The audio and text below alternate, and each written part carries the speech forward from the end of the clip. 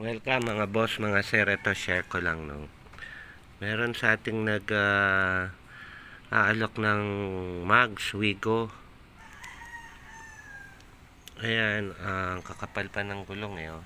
So kumura lang niya binibigay.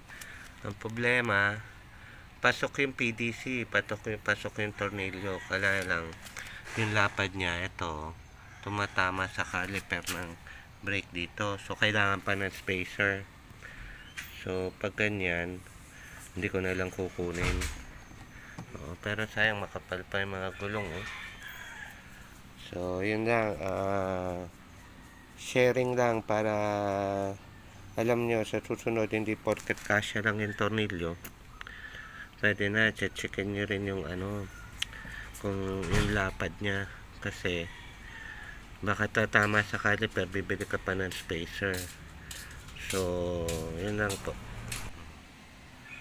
So, yun lang po, no? Sharing lang tayo, no? Sharing is caring, syempre. Para lang awareness lang.